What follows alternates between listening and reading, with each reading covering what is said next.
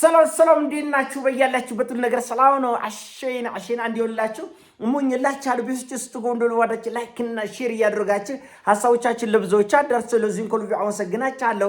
ሐሳቡ ሲሞቻችሁ ቢያንስ 3000 ላይክ እንድትጎጩት በታላቅ ትህትና ጠይቃችኋለሁ። ዛሬ ወደ ሚዛናችን ዘላችሁ የመጣ ነው እንግዲህ የአሜሪካ እግረኛ ወታደር ወደ ኢራን የመዝመት ጉዳይ ነው። ይህንን ጉዳይ የተጠየቁት የኢራን የውጭ ጉዳይ ሚኒስትር አባስ አርጋቼ የአሜሪካ እግረኛ ወታደር ወደ ኢራን ሊገባ ነው ምን ይመስላችኋል ተብለው ሲጠየቁ እጅግ በከፍተኛ ጉጉት ነው የምንጠብቀው ብለዋል። እንዴ የአሜሪካ እግረኛ ወታደር እኮ ሶማሌ እንኳን መቆም እኮ አይችልም። ሶማሌ በሁለት እግሩ ቆሞ መዋጋት አቅቶት እዳው ለኛ ተርፏን እባካቸው እግዚአብሔር በማርያም ያዙልን ተብለን እኛ እኮ ነው ይዘን ያለን። የአሜሪካ እግረኛ ወታደር እኮ አፍጋኒስታን ላይ እንዴት ፈርጥጦ እንደወጣ ዓለም ሁሉ አይቷል። 20 ዓመት የሆነች ካምፕ ላይ መሳሪያ ደቁነ ተቀምጠው የጭንቅ አይደለም እንዴ? ታሊባን በታሊባን ለመቀየር ከ3 ትሪሊዮን ዶላር ነው የፈጀ። እኔ አይደለ ያልኩት ጠይቃ እናረጋ ጎግል አድርጉ እስቲ ጎግል አድርጉ። ታሊባን በታሊባን ለመቀየር 20 ዓመት አፍጋኒስታን የተቀመጠ የአሜሪካ ወታደር ቪዲዮችን ግባና ተመልከት። እንዴት እንደወራጣጣ ነው ወዲ ያለት።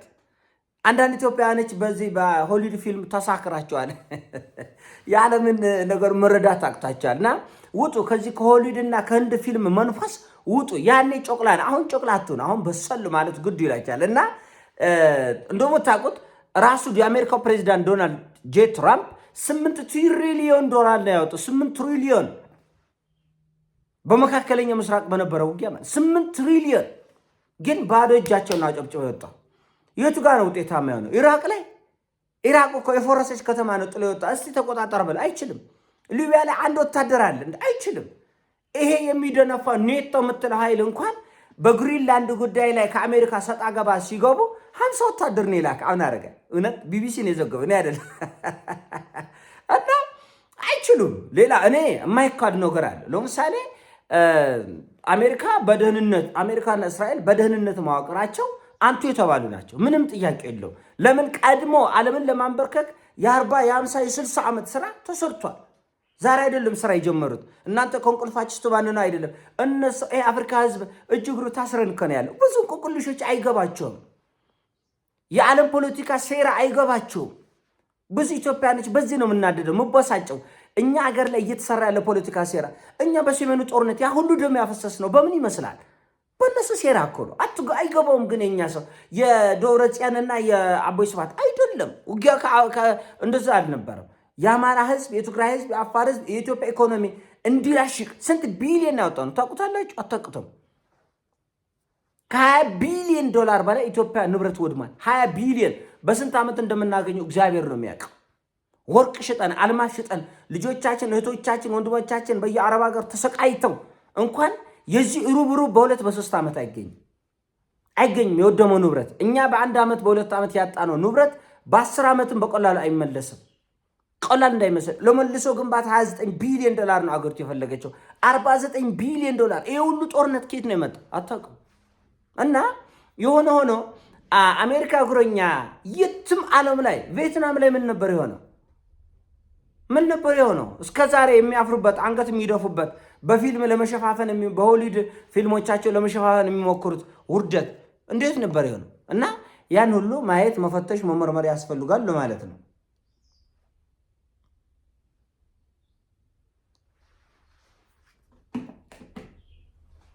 አይቻልም።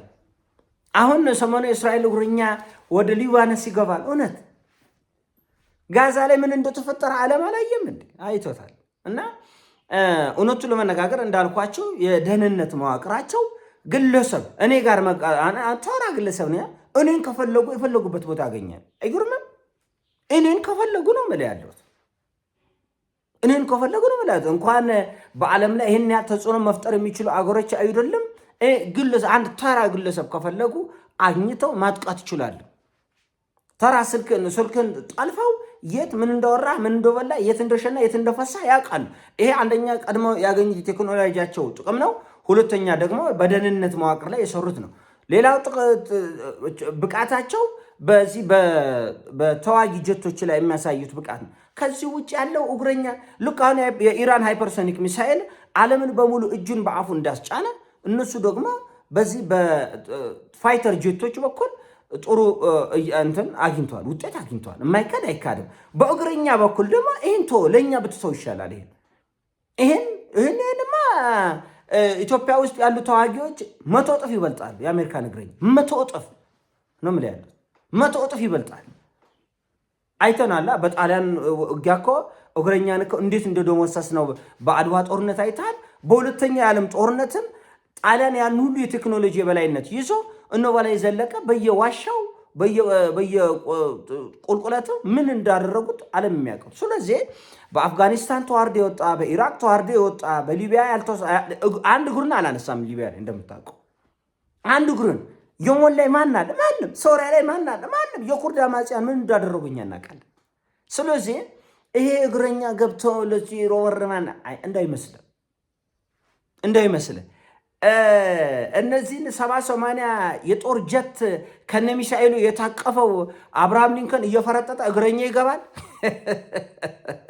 ንገረኝ እስቲ ንገረኝ። የጦር መርከብ ተንሳፋፊ ከተማ ነው የሚባለው አብርሃም ሊንከን።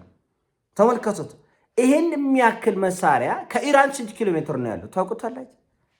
1300 ኪሎ ሜትር ፈርጥጦ ነው ያለ። 1300 ኪሎ ሜትር። ስለዚህ ይሄን የሚያክል መርከብ አሽሽተህ ክላሽ የያዘ እግረኛን ኢራን ይዤ ይገባል። ቤት በኩል እና ማይመስል ነገር ለሚስት አትንገር። በዚህ ጦርነት በጣም ወሬ በዝቷል። እንዳልካቸው ውጊያ ነው፣ ያወድማል። ውጊያ ላይ ሰርግ የምትጠብቁ ሰዎች ካላችሁ እብደት ነው። ይህን ጦርነት ግን አንዳንዴ አስባችሁታል? እስራኤል ብቻዋን ገጥማ ቢሆን፣ ይህ ጦርነት ግን አስባችሁታል? አሜሪካ ብቻዋን ገጥማ ቢሆን ምን እንደሚፈጠር? ይህን ጦርነት ግን አስባችሁታል?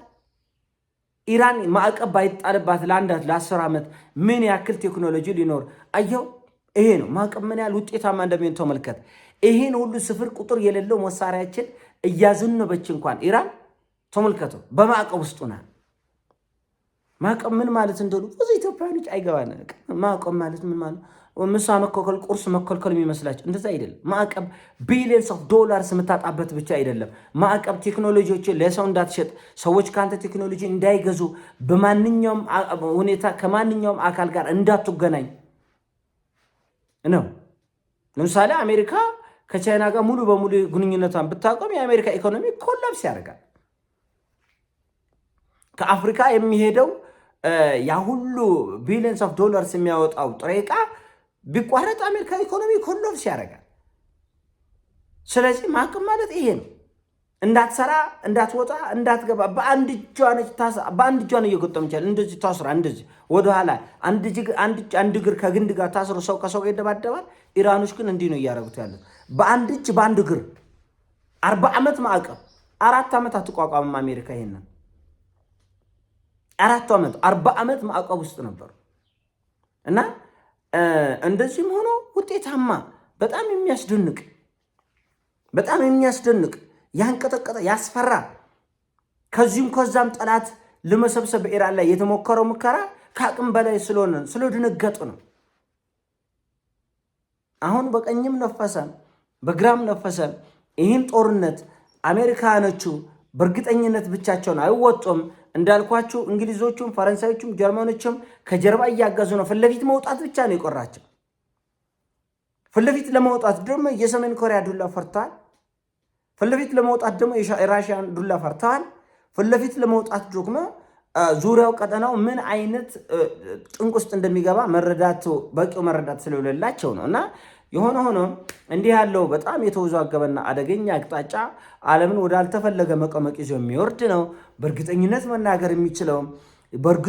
መናገር የሚችለው የአሜሪካ የእግረኛ ወታደር ኢራን በተአምር አይገባም ነው።